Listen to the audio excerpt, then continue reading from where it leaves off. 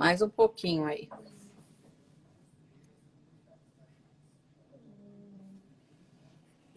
Vou mostrar Johnny's link para vocês enquanto isso. Olha lá, ó.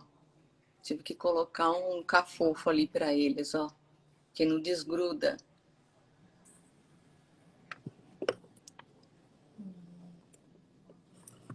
Ah, ela não está conseguindo entrar. Então, dava para ouvir a Adriana, mas ela não está aparecendo aqui, ó. Eu mandei um convite. Será, Grazi, que eu saio e entra? Peraí, deixa eu cancelar ela aqui de novo. Deixa eu tentar de novo. Vamos ver aqui. Adicionar.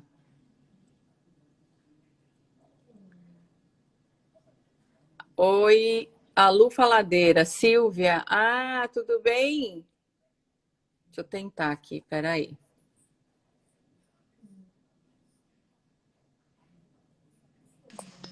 Aí.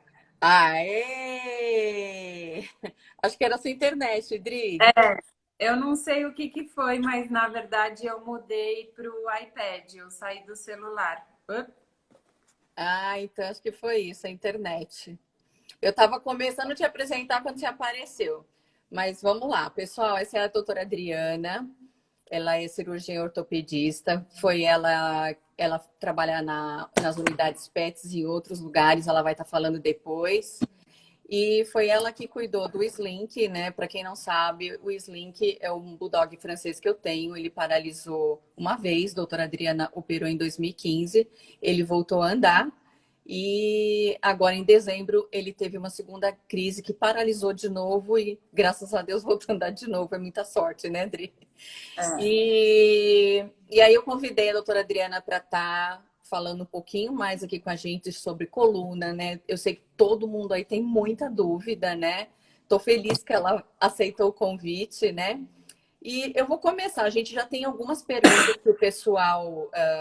Mas vou deixar a doutora Adriana falar, se apresentar um pouco, vai, antes de começar as perguntas.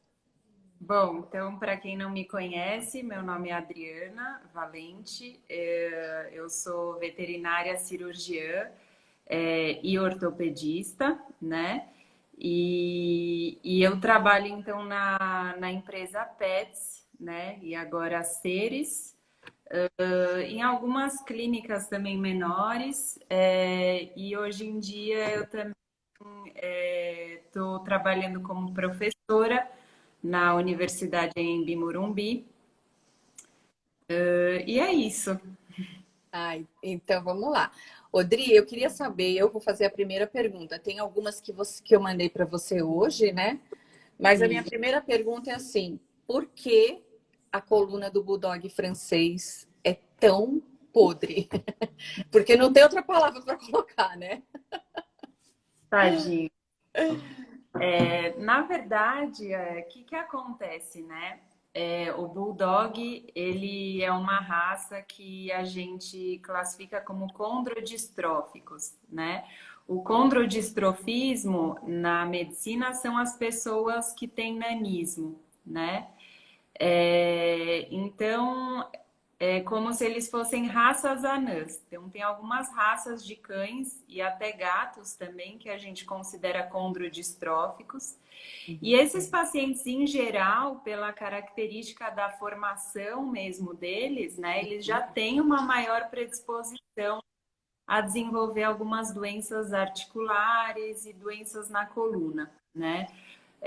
Agora, os bulldogs francês, em especial, o que eu venho vendo aí ao longo dos anos, é que a gente está tendo, digamos assim, uma quantidade muito grande de animaizinhos com malformações congênitas, né? Uhum, Então, eu acho que além da predisposição racial, né, uhum, por conta deles serem condrodistróficos, a gente ainda tem aí essa questão de um índice muito grande de pacientes com malformações, que são as famosas hemivértebras, né? E que também predispõem a ocasião das hérnias de disco, né? uhum, A ocorrência. O que que acontece? Eu costumo dizer que a coluna ela é como se fosse, digamos assim, o eixo, né? Vamos pensar nos nossos cãezinhos como se fosse uma máquina, né? Um equipamento. Então, aí eu falo que é como se fosse um eixo.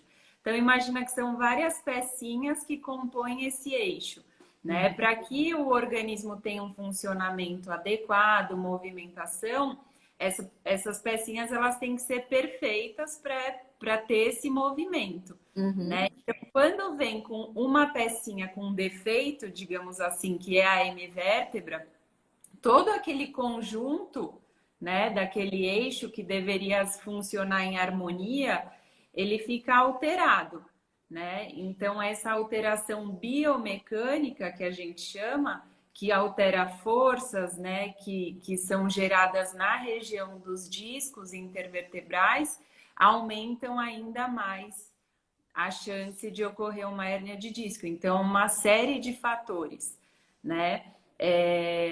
Então, voltando à questão dos pacientes condrodistróficos, eles Uhum. têm uma predisposição a ter uma degeneração, né? Então, tem muita gente que ainda acredita que a hérnia de disco ela é traumática, né? Então, é muito comum a gente, quando o paciente chega paralisado, sempre tem um histórico, né, por Sim. trás. Ah, ele pulou do sofá, ele saltou da cama, ou ele estava brincando no parque. Então, assim, obviamente, tem algumas atividades que vão também aumentar o risco da hérnia de disco acontecer, né? Isso que a gente vai falar aqui hoje na prevenção. Porém, essas atividades por si só, elas não são as causadoras da hérnia de disco, né? Uhum. Então a gente sabe que essas raças elas têm um processo degenerativo, né? Muito provavelmente de origem multifatorial. E o que é essa degeneração? Então, o disco intervertebral, ele é como se fosse o amortecedor das vértebras, né? Então, entre cada vértebra na coluna existe um disco intervertebral. Eu vou falando aqui, se eu estiver sendo muito técnica, Não, não não, tá daqui a pouco dando para entender. aí.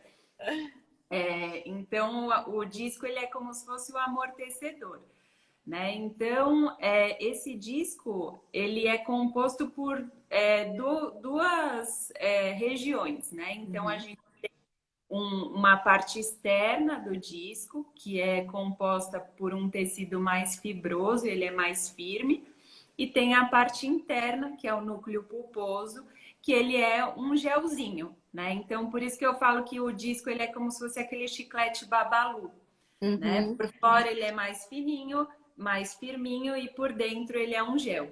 Uhum. Então, essa degeneração, o que que faz? Faz com que essas estruturas do disco vão perdendo a característica original. Então, esse gelzinho, né, que é o centro do disco intervertebral, que é composto 80% de água, ele vai se desidratando e com Uhum. isso ele vai perdendo essa capacidade amortecedora dele, né? O que vai gerar um estresse maior para esse anelzinho de fora, que é mais firme, né? Entendi.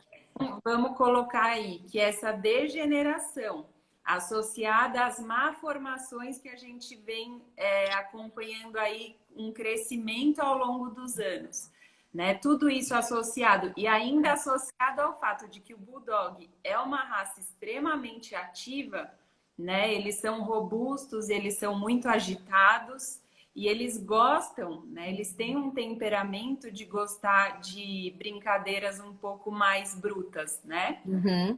Então, quando você vê no parque aquele grupinho de bulldog, é um pulando em cima do outro, Sim. rolando. Então, essa série de fatores, né, associadas, né, que leva a esse alto índice aí de hérnia de disco.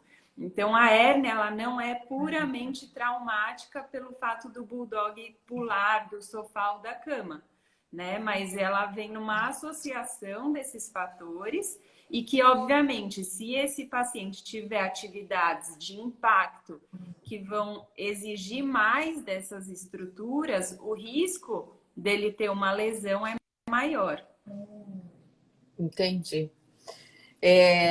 Dri, tem uma pergunta aqui, ó. Todo bulldog tem que fazer um raio-x para saber se tem esse problema ou só em caso de acontecer algo? O que fazer? Então, não existe uma resposta certa para essa pergunta, né? Mas assim, a minha conduta, eu, Adriana, recomendo, né, quando a pessoa adquire um bulldog francês, de realmente fazer um check-up com um ortopedista, né? Não só para avaliar a coluna, mas o bulldog ele também tem aí predisposição de ter outras doenças ortopédicas, né? Como, por exemplo, a displasia coxofemoral. Então, eu recomendo sim que faça um check-up, né? Não esperar o seu animalzinho vir a ter algum problema. Por quê? Justamente porque a prevenção é a alma do negócio, né? Então, é Sim. muito melhor a gente prevenir do que a gente chegar lá na frente e ter uma lesão grave, né? E passar por um sufoco.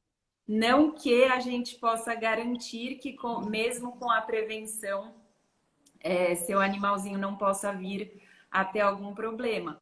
Né? Mas você sabendo, por exemplo, que ele tem hemivértebras, né? Ou que ele tem alguma outra doença ortopédica, que ele tem essa alta chance de ter uma lesão, existem várias coisas que a gente pode fazer para prevenir.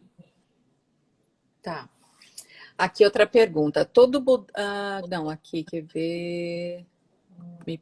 Meu cachorro está paralisado há 16 dias. Hoje fez tomografia e está com extrusão discal esquerda entre T12 e 13, com provável compressão medular, extrusão ou protrusão discal não disseminada entre L7 e S1.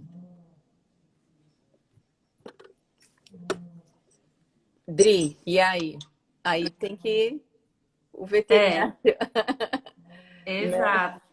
Não tem como a gente dar assim, né, uma opinião para cada caso Uhum. específico, né? Não seria, na verdade, nem responsável da minha parte Sim, dar alguma opinião sem eu poder examinar o paciente. sim. Mas o que a gente recomenda realmente é que passe com um especialista, né? Porque o Uhum. especialista que vai conseguir fazer uma avaliação, não sei se ela passou já com algum especialista e aí muito provavelmente, né, fazer exames específicos. É muito difícil, a gente não tem como dar uma opinião só com um exame de imagem, né? O exame de imagem, a tomografia e a ressonância, né, em alguns casos melhor ainda, eles são extremamente importantes para a gente fazer algumas tomadas de decisão em relação ao tratamento, mas eles sozinhos não dizem nada, né? Odri, explica um pouquinho essa questão de tempo, né?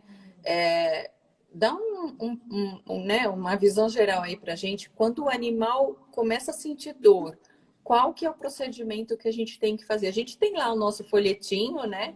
Mas o que que a gente tem que fazer? Primeiro, assim, o que eu sempre explico para as pessoas é o controle de dor, né? Tem que correr para o veterinário. E às vezes eu percebo também que quando vai num veterinário comum, assim, clínico geral, ele não tem assim, por exemplo, acabei de falar com um tutor no inbox, a bexiga do animal estava cheia, porque o clínico não explicou, tá esperando fazer a tomografia e tal, mas estava cheia a bexiga. Então estava vazando, né? Então, assim, eu queria saber qual que é o procedimento e também do tempo. Porque eu lembro que você sempre disse, o quanto mais rápido, por exemplo, se for para uma cirurgia, melhor. Então, explica essas duas coisas aí pra gente. O que fazer na hora né, da crise? Então, para falar essa questão do tempo, primeiro eu vou explicar um pouquinho o que que acontece, né, quando o paciente tem a hérnia de disco, então.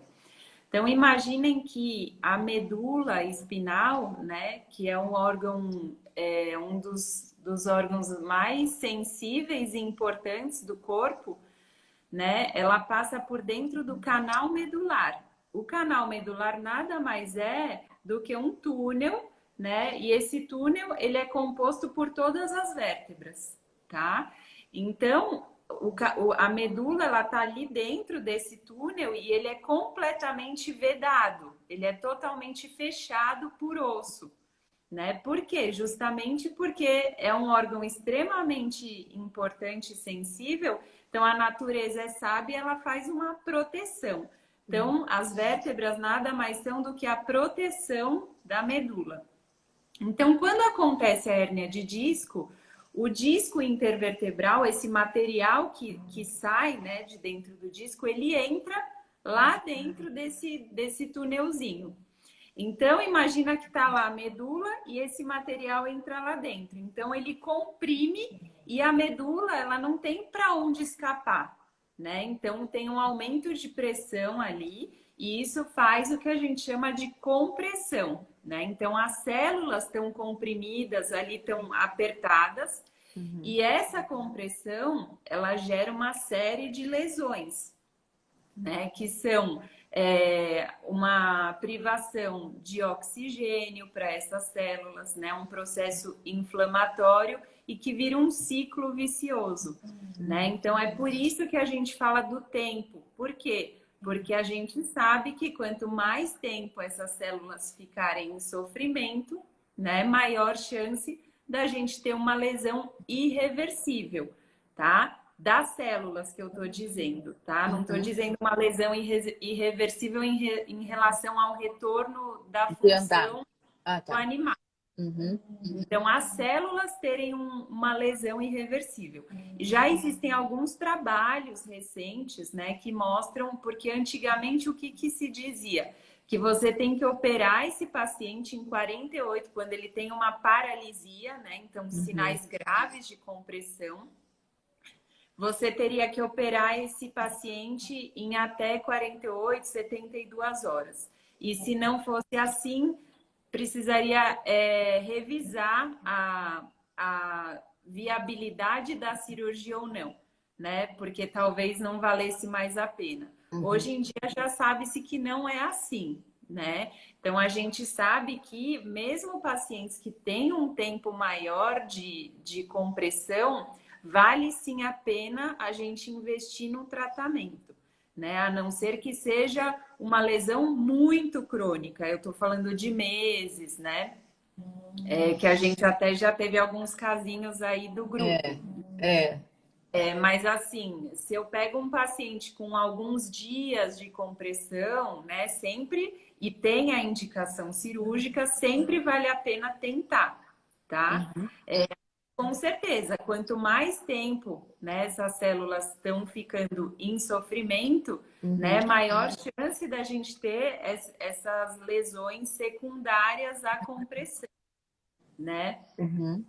Então, o tempo é mais relacionado a isso, né? Agora, a questão de o que fazer, né, se o meu animal começar a ter dor em casa. Então, primeira coisa realmente é procurar um veterinário, né? Normalmente você não vai logo de cara num ortopedista, né? Infelizmente, na veterinária, a gente não é ainda que nem na medicina, né? Que tem as diversas áreas lá de plantão 24 horas por dia nos hospitais.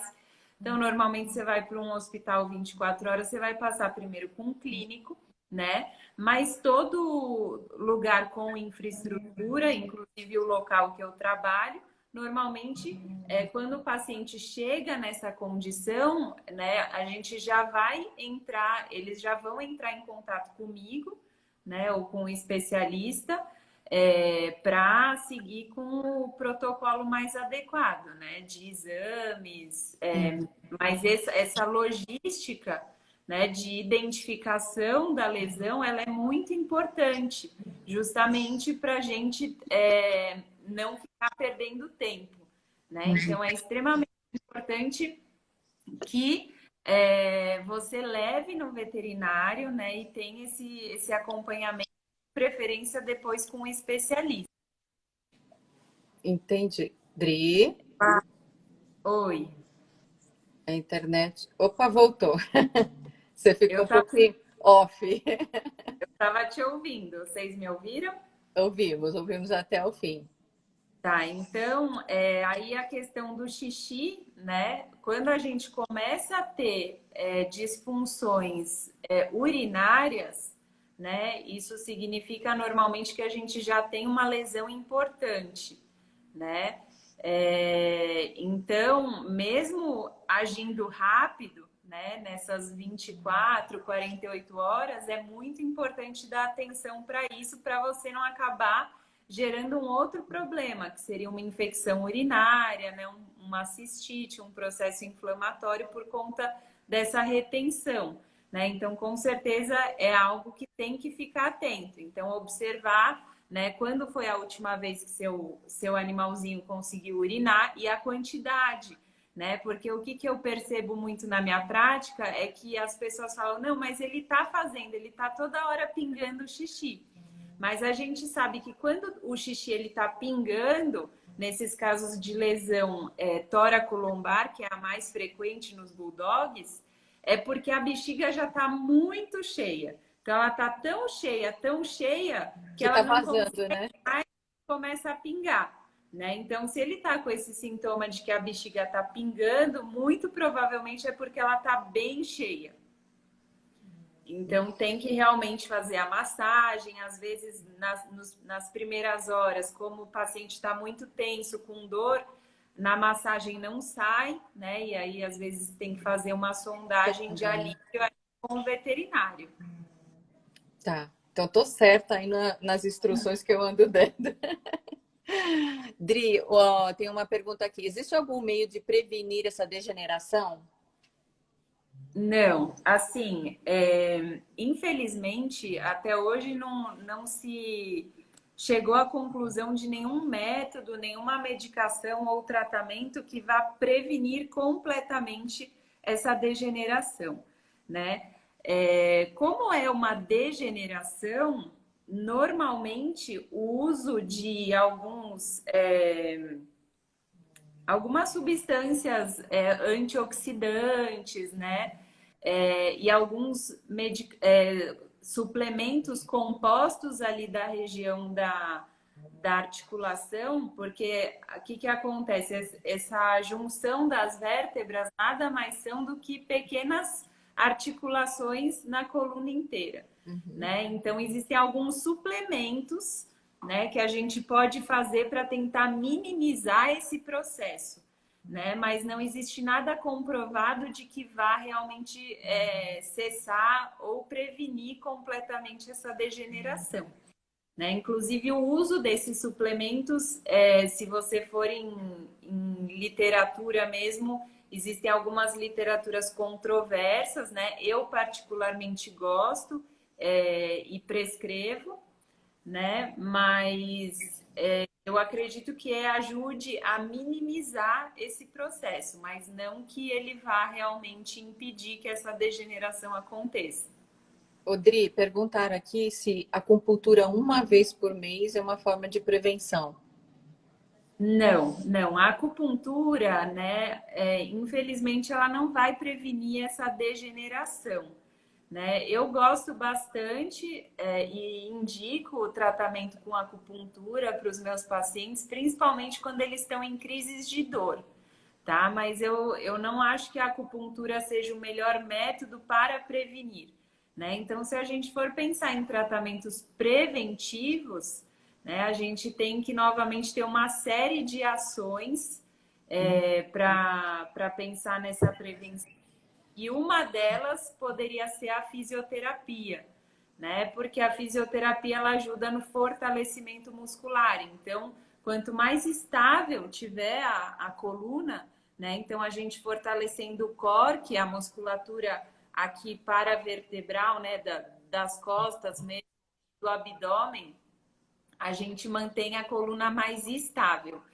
E isso, com certeza, ajuda na prevenção, porque a coluna estando mais estável, é menos, digamos assim, estresse que vai acontecer ali na região dos discos, né? E Outro quem, método.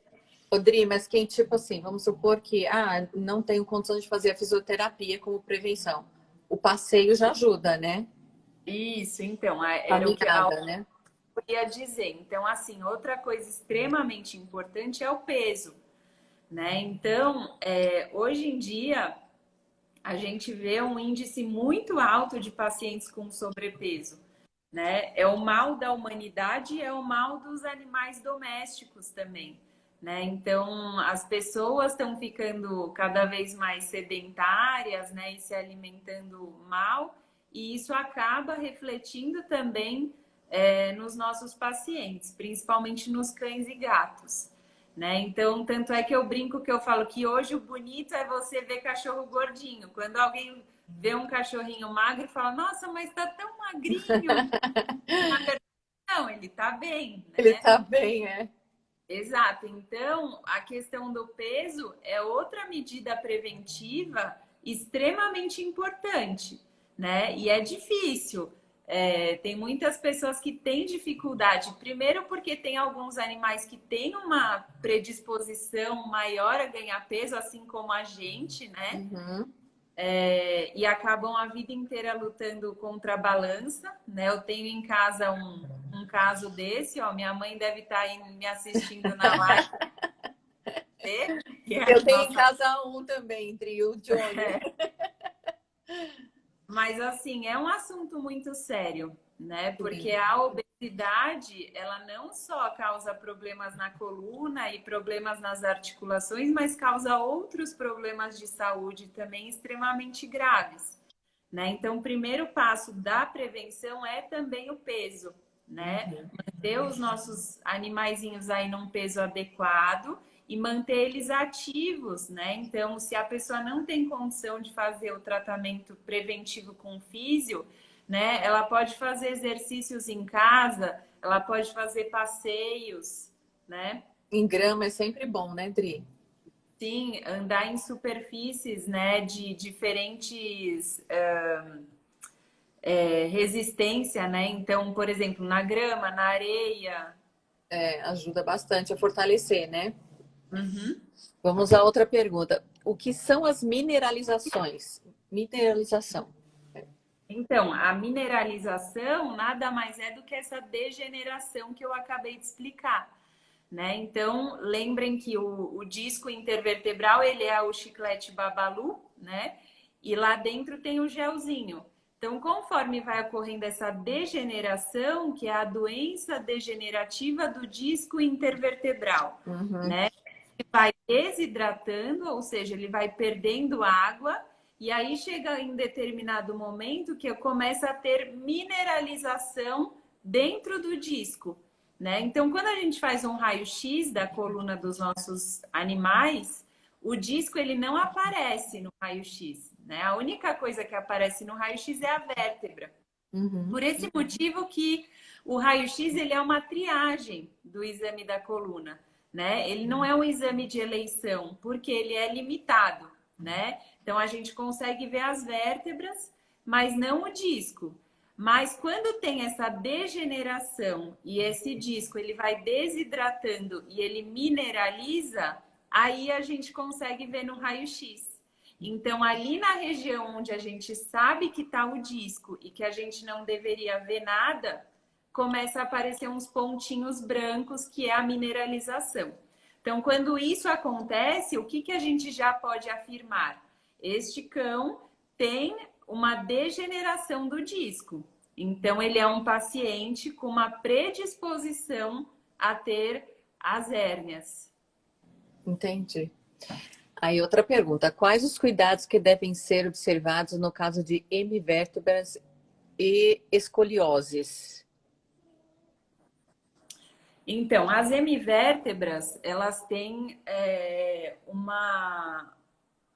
um outro ponto agravante, né? E que é bem importante, porque como elas são vértebras mal formadas, né? Então, ela tocou aí no ponto da escoliose, né? O que é a escoliose? É uma deformação da coluna, né? Então, aquela coluna que deveria ser retinha, né? As vértebras uma encaixadinha na outra, ela é curvada, né? Ela é Uhum. torta. Por que que isso acontece? Porque as vértebras têm um formato errado, que não deveriam ter. Então, imaginem que isso lá dentro do canal medular também vai refletir, né? Porque o canal medular, que é aquele túnel que a medula tá lá dentro, devia ser um túnel retinho e da mesmo diâmetro, né? Como se fosse Uhum. um cano de PVC, digamos assim.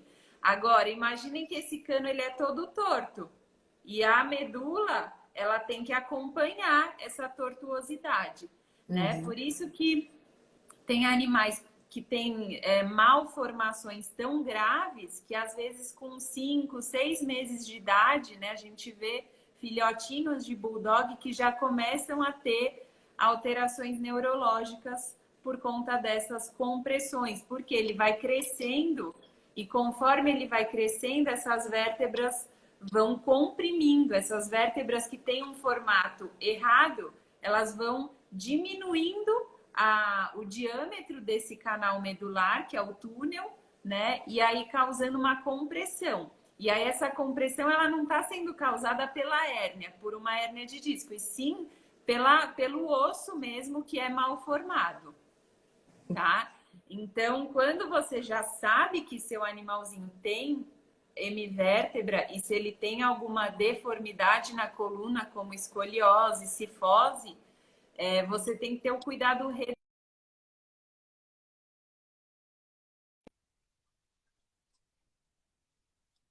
o peso, evitar atividades de muito impacto, né? Manter um fortalecimento muscular adequado, né? E eu, particularmente, gosto da indicação e uso desses suplementos, né? Para a gente tentar minimizar um pouco os danos. Entendi. Outra pergunta aqui: quais sinais para identificar possíveis problemas na coluna? Então, os sinais são muito diversos, né? O primeiro sinal de todos, na verdade, é a dor, né? Mas o que acontece? A dor nos cães, ela é subjetiva, é que nem a gente, né? Então, às vezes tem pessoas que são mais sensíveis para dor, tem pessoas que são mais resistentes. O Bulldog, ele já é uma raça que tende a ter uma resistência muito grande para dor. Né? Tanto é que às vezes você pega animais paralisados e que eles só estão mais quietos, né? Eles não choram. Então, é uma manifestação de dor diferente, né? Não significa que ele não esteja sentindo. Uhum.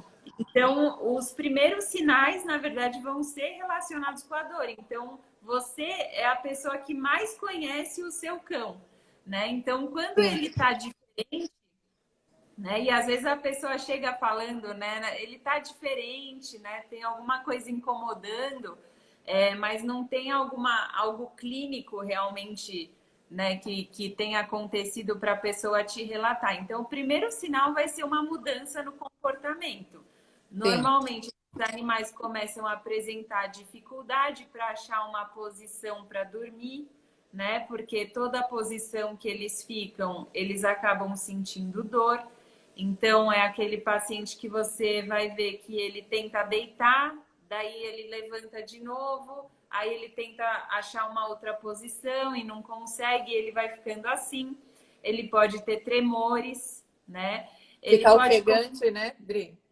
isso, ficar ofegante, ele pode começar a ter o que a gente chama de ataxia, né? Que é aquele andar como se ele tivesse bêbado, né? Porque vai cambaleando um pouquinho as patinhas de trás. Posso fazer uma pergunta? Neste momento, que é o que a gente sempre fala lá no grupo, não force o animal a andar, não é isso? Não, não. Pelo contrário, nesse momento o repouso ele é extremamente importante, né? Então é um momento que você vai ter que deixar bem quietinho, né? E já procurar um veterinário. É, mas a Já maioria fica inconformada com no momento da paralisia, né? Eu falo porque eu também fiz isso. E eu recebo muitos vídeos disso, a pessoa tentando, o animal mal tá conseguindo levantar, tá sentindo aquela super dor, e a pessoa tá tentando fazer ele levantar, e ainda pior, no piso liso, né? não, aí não é legal. O recomendado mesmo é aí nesse momento deixar bem quietinho, né? Eu vi aí algumas perguntinhas, né? O que a gente pode dar, né? O que pode fazer em casa nesse momento. Assim, em casa não tem muito o que ser feito. O máximo que daria para orientar é realmente fazer o uso, por exemplo, da dipirona, né? Que muitas pessoas têm em casa. As bolsinhas de água quente, né? Na região. Mas o mais recomendado é se o seu animal não está ainda em acompanhamento com o veterinário para você poder ligar e saber o que fazer, é você pegar ele e levar para a clínica para fazer um exame, né? E seguir com um tratamento mais adequado. Aí estão perguntando aqui, Dri, qual o melhor exame de imagem que quando o animal paralisa? Acho que é acho que ressonância e tomografia, né? Assim, na verdade não existe uma resposta muito direta que eu possa dar. Existem algumas questões técnicas, né, que você precisa saber quando indicar uma ressonância ou uma tomo, né? Mas basicamente, se a gente está pensando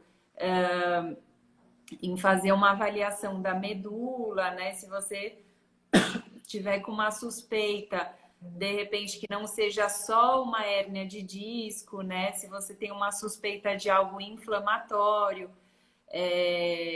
a ressonância nesses casos ela vai te mostrar mais informações, tá? Porque ela consegue avaliar esses tecidos moles que a gente chama, que é a medula, né? O próprio disco, melhor do que a tomografia, né? Mas em casos de hérnia de disco, né? A tomografia ela já consegue determinar, né? Essa afecção e ela já consegue trazer para a gente muitas informações para planejamento cirúrgico. Entendi. Qual suplemento dar? Eu acho que não sei se você vai falar alguma coisa aqui. Existem vários, né? Existem vários suplementos. Normalmente eu faço uso de condroprotetores, né? E aí existem vários princípios ativos e várias marcas. A gente pode fazer uso também de antioxidantes, como ômegas, por exemplo, né? Mas vai depender muito de cada caso. Tá. Odri, eu vou fazer uma pergunta. Aí, ó, estão falando do caldo de pé de galinha. Ai, gente, não usa esse caldo, não, porque deu uma diarreia no Slink.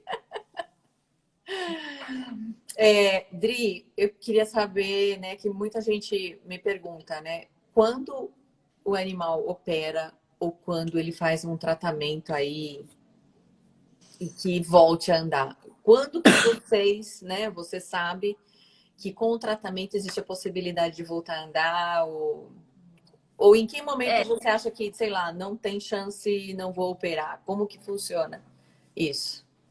Então, na verdade, assim, quando a gente fala em relação às hérnias de disco, né? Se o paciente tiver qualquer sintoma mais grave além da dor, né? Ou seja, sinais neurológicos, pegar. Minha filha tá pedindo colo aqui. Então, quando ele já tem sinais neurológicos, né? Normalmente a indicação já é cirúrgica, né? Mas aí eu tô falando de pacientes com hérnia de disco, né? Porque a gente tem que lembrar que existem diversas afecções, inclusive afecções não cirúrgicas, que podem causar também a paralisia, né? E a E doença do aí, carrapato, né? E também exato. tem a cervical, né, Dri? A cervical, não sei, mas você vai dizer. Parece que toda vez que tem o problema da paralisia das patas dianteiras tem que operar, não é? 100% dos casos? Porque o que acontece? Na região da cervical, o canal medular, que é o túnel, né? Ele é maior, tá? Ele é mais, o diâmetro dele é maior, né? Então, quando você tem uma hérnia de disco em cervical, já causando disfunções neurológicas, não só a dor, já significa que já é uma hérnia assim importante, né? Uma hérnia grande e que aí nesses casos, na grande maioria das vezes, é cirúrgico, tá? Mas a cervical, quando a gente tem hérnias menores, a gente tende a conseguir uma melhor resposta com um tratamento clínico, por exemplo, do que na região tóraco-lombar, em que o diâmetro desse canal medular ele é menor, né? Então, a chance de ter uma compressão com um materialzinho menor é grande. Agora, é muito difícil eu dizer assim, quando indicar a cirurgia e quando não indicar, né? E existe uma série de fatores que você tem que levar em consideração para fazer essa tomada de decisão, e isso é individual, né, de cada paciente. Mas se a gente for generalizar, quando a gente fala de hérnia de disco, basicamente, se já não é mais só dor, né? Se já tem uma disfunção neurológica, ou seja, já está apresentando alguma outra alteração que não só a dor, e ele não respondeu a um tratamento clínico, isso assim, tem que responder em alguns dias no máximo. Uhum. Normalmente a indicação já é a cirurgia. Entendi.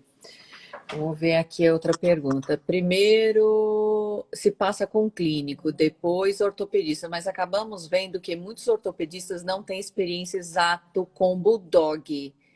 Eu não acredito muito nisso, né? Vou dar minha opinião aqui, tá? Porque eu acho que especialista é especialista, ele vai ser especialista em qualquer raça. Eu acho que não existe especialista em raça, existe especialista no que ele estudou, né? Na especialidade que ele estudou, né? Eu não acredito nisso, não.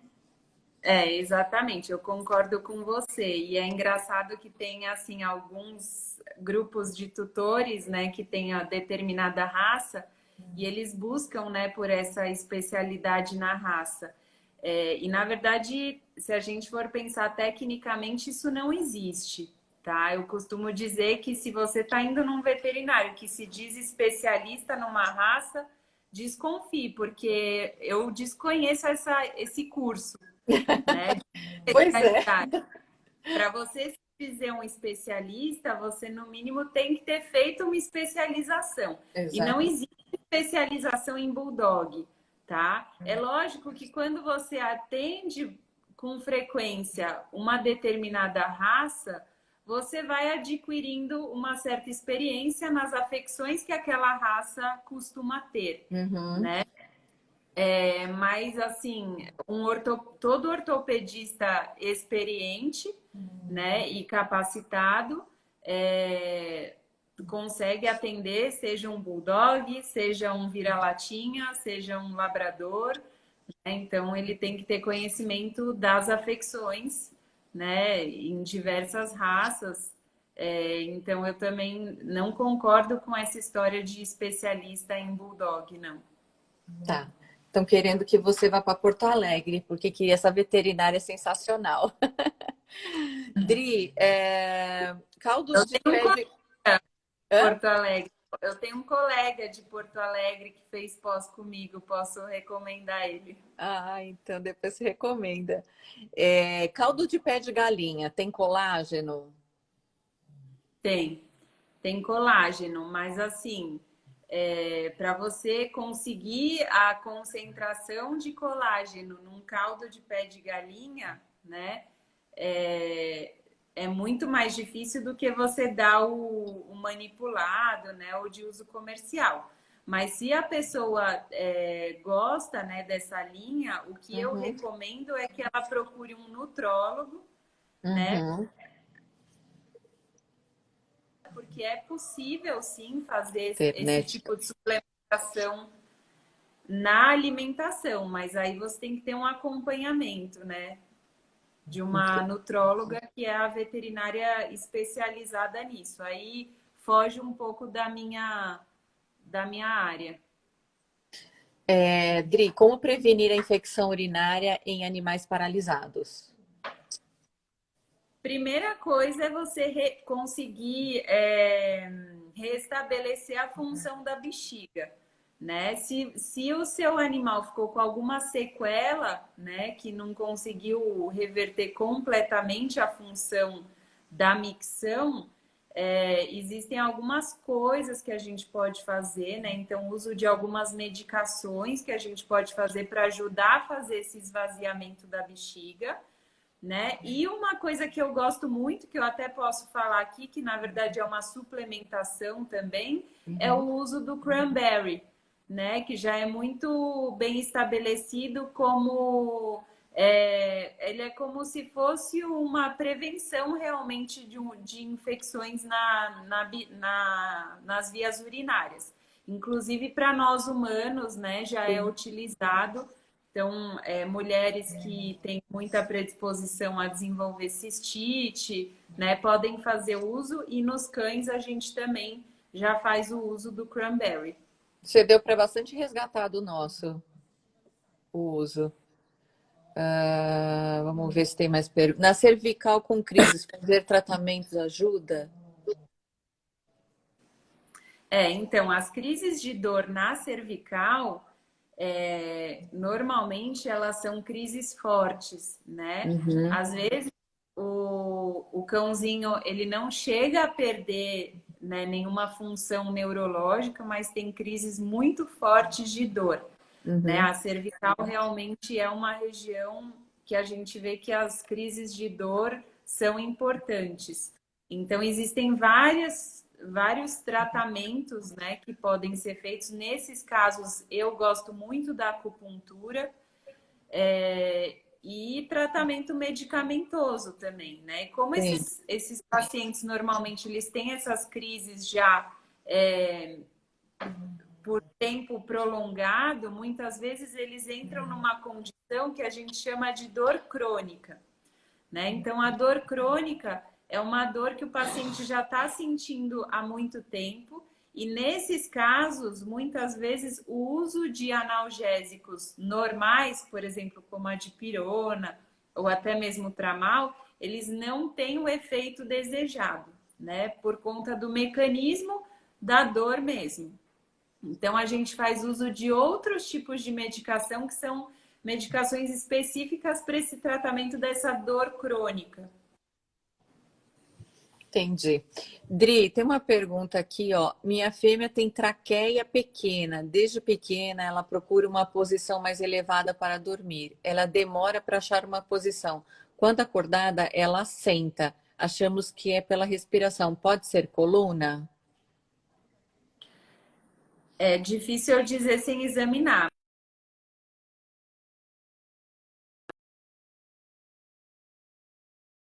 Entrou uma, entrou uma Você está me ligação aqui. ouvindo? Ah, então, o Bulldog, eles têm um outro problema, que aí a gente tem que marcar uma outra live para eu conversar, que é a síndrome do braquicefálico, tá? Então, a síndrome do braquicefálico são várias alterações nas vias aéreas superiores, né, que fazem com que os bulldogs tenham uma maior dificuldade para respirar. Então, isso varia desde a abertura aqui da narina muito pequenininha, né, e tem uma cirurgia para corrigir isso, o prolongamento do palato, que é o nosso céu da boca, né, então no bulldog, esse céu da boca às vezes tem uma pele excessiva, que também prejudica a respiração, e tem essa má formação, né, na traqueia, que às vezes a traqueia deles tem um lúmen, né, o espacinho por onde o ar passa é menor do que deveria ser, né? Então é difícil eu dizer, né, sem avaliar, mas pode sim ser da respiração, porque quando o animal sente falta de ar, ele adota uma posição, né, que é com a cabecinha assim para cima, para facilitar a passagem do ar, tá? Já quando o paciente tem dor na região cervical, a tendência é ele ficar com a cabeça para baixo, sem querer levantar, né? E sem querer olhar muito para os lados. Normalmente é assim que eles ficam, né? Mas assim, muito essa informação ela é genérica, né? Como eu sempre falo, cada caso é único, Por isso que o exame ele é muito importante, o exame físico. Odri, eu percebi a dor do Slink, né? A dor no estômago dele foi muito diferente da dor da hérnia, né? Quando estourou a hérnia de disco, né? Ele teve uma reação totalmente diferente de dor, que eu até perguntei para você, nossa, eu acho que o Slink tá tendo problema neurológico, né? Aí você falou assim, não, isso é dor, né? Quando eu te mandei o vídeo. Mas foi extremamente diferente, né? Porque na dor da hérnia eles ficam quietinho, já começa a ficar. Nossa, a carinha muda, né? Ficam bem cabisbaixo com a dificuldade de andar. Parece ser uma dor assim muito intensa. Eu vi que a dor do estômago parece que ser irritante, É, né? Parece que é bem diferente. exatamente. E aí é uma outra coisa que os bulldogs também têm uma certa predisposição, que são doenças do trato gastrointestinal, Sim. né? Então, eu já tive um paciente que teve uma crise de coluna, né? E um tempo depois ele tinha crises de dor, né? E como ele já tinha o histórico da coluna, a gente, obviamente, primeiro pensou, né, em ser algo da coluna, mas a dor dele era dor de cólica intestinal, né? Depois ele foi diagnosticado com doença inflamatória, né, do intestino, e a gente viu que a dor era só do intestino, né? Então a dor ela pode estar vindo de qualquer região, por isso que é importante a avaliação do veterinário. Não necessariamente todo bulldog que tem dor vai ser coluna. É. Dri, tem uma pergunta aqui. Minha Bulldog está claudicando há 3 dias e chora como se sentisse uma fisgada.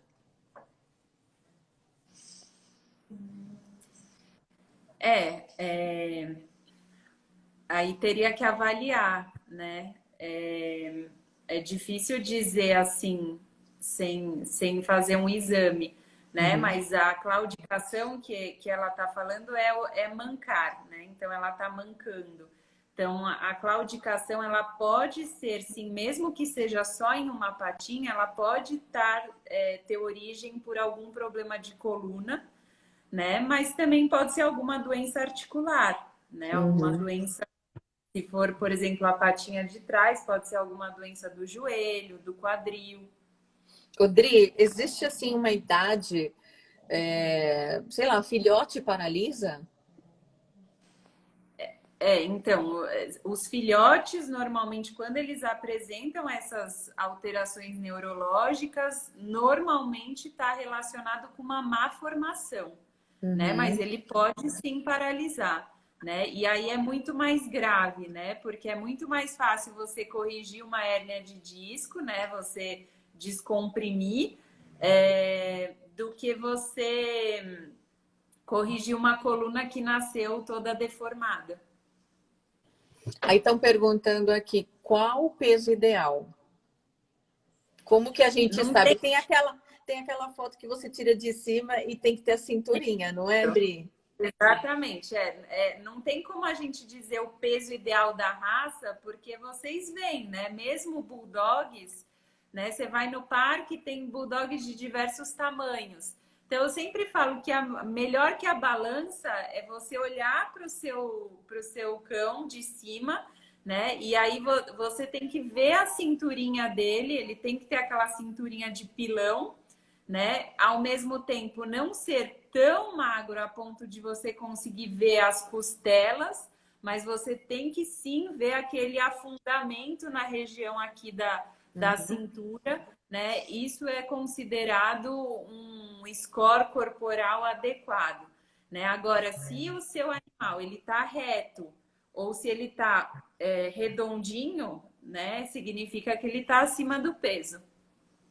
Tipo, E às vezes o pessoal fala assim, acha que bulldog, só porque o bulldog é mais parrudinho, né? Fala, ah, não, mas é assim mesmo. Não, não é assim. Ele tem que ter a cinturinha. que nem a do Johnny, de violão. Aqui, ó, tem uma pergunta aqui. Transportar no carro sem nenhum suporte pode causar alguma lesão na coluna? Eu acho que é mais a pergunta assim de balançar, né? Porque é uma das indicações que a gente coloca lá no nosso folhetinho. Na verdade, assim, o fato só de balançar, né, isso não vai causar nenhuma lesão, né? Mas eu acho sim muito perigoso você transportar o seu cão ou o seu gato no carro sem uma cadeirinha ou um cinto de segurança, da mesma forma que é perigoso para a gente, né? Se você tiver um acidente na rua ou se você der uma freada brusca que seja, né, o seu cão ele já pode voar e cair no Sim. chão. Então eu não recomendo. Eu recomendo que o cão esteja sempre preso ou numa cadeirinha ou num cinto, né? Eu acho que é a forma mais segura de levar. Porque às vezes qualquer tranco, né, já pode ser um trauma aí desencadeador. Entendi. Tem uma pergunta aqui, Dri, que é desvio muito grande na coluna torácica de uma filhote de 7 meses. A indicação é fisioterapia, as patinhas de trás estão paralisadas. Se ele já tiver paralisado, né, a minha recomendação